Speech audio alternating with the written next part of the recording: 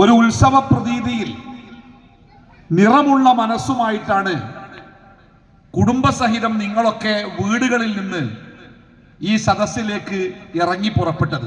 കുട്ടികളുണ്ട്, മുതിർന്നവരുണ്ട്, ചെറുപ്പക്കാരുണ്ട്, വിദ്യാർത്ഥികളുണ്ട്. അങ്ങനെ മനുഷ്യ ജീവിതത്തിന്റെ വ്യത്യസ്തമായ തലങ്ങളിലൂടെയുള്ള ഒരുപാട് ആളുകൾ എത്തിച്ചേർന്ന ധന്യമായ ഒരു സദസ്സ്.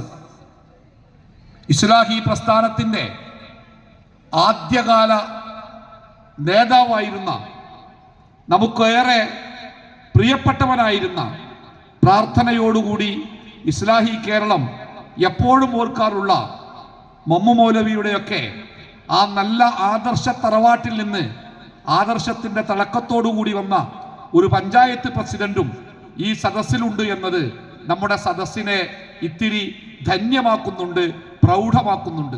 അള്ളാഹു ഈ പ്രസ്ഥാനത്തിനു വേണ്ടി അധ്വാനിച്ചവർക്കൊക്കെ അർഹമായ പ്രതിഫലം നൽകുമാറാവട്ടെ.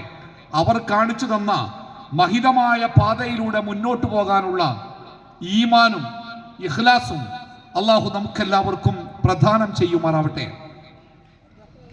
ഒരു പ്രദേശത്ത് മത വിദ്യാഭ്യാസ